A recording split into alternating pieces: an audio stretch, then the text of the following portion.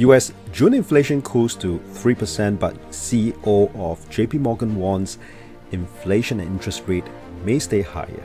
Also, Jerome Powell kept emphasizing the Fed needs more confidence to cut rate. Why?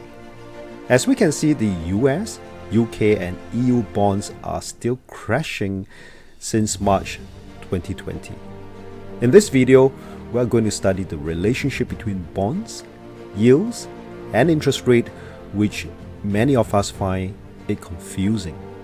My name is Kon Hao. My work in this channel, as always, is to study behavior science and finance, discover correlation between different markets, and uncover potential opportunities. And before we get into this subject, please do take some time to read into this disclaimer.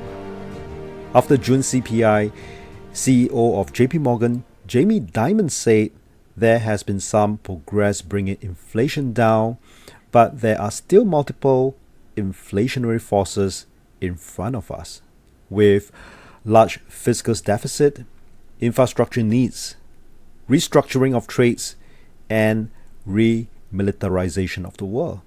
Therefore, inflation and interest rate may stay higher than the market expects. In this statement, he is referring to the fact that government bonds prices are still under pressure, which is already leading to multiple problems. So, what is the relationship between bonds, yields, and interest rate? And when bond prices are lower, yield will move up. And yield and interest rate influence each other, and when yield is higher, interest rate will pick up as well. Therefore, to understand the direction of interest rate, let's try to work backwards. Why interest rate will remain higher for longer? Because yield will be higher. Then why yield will remain higher? Because bond prices are still under pressure. Then why bond prices are still under pressure? Because investors are not buying them as much, or some maybe even selling them. Then my next question is, why bond prices are lower? Because investors are losing confidence in the country's ability to generate future growth for the economy.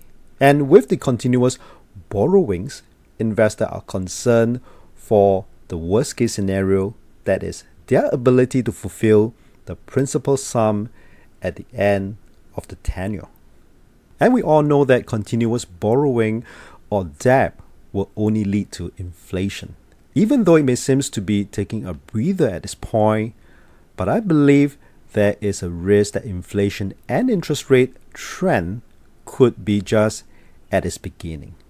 Now we understand why Jerome Powell needs more confidence with the inflationary data, and why Jamie Dimon said there are still multiple inflationary forces in front of us. Because as long as the bonds are under pressure, they may not be able to raise enough money to fund their fiscal spending, infrastructure needs, restructuring of trades, and remilitarization.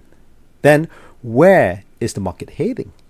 Let's see our projections some weeks ago on the US markets. Could 21,000 be the next resistance for Nasdaq? How soon it is going to get there, and if there are any risks, market may correct even before or after reaching this target. Yes, it has reached my target. To understand where the markets are heading, try to discern where the bond markets are heading.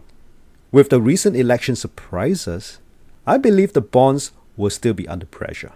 Because of this, yield and interest rate will remain higher, and stock market should begin to get more volatile for the rest of the year. There's always trading opportunity in CMC markets. Go to the search feature and type in bonds or indices. You will find the markets that will suit you. And I hope that explains why the inflation numbers are cooling off, but the top bankers are saying otherwise. And the central banks keep saying they need more confidence to cut rates. The market are always telling us on their next move. Stay tuned for my coming tutorial. Remember to subscribe to our channel. Feel free to leave me any comments below. I love to exchange ideas with you. Really happy that you stayed through this tutorial. You have many great trading weeks ahead.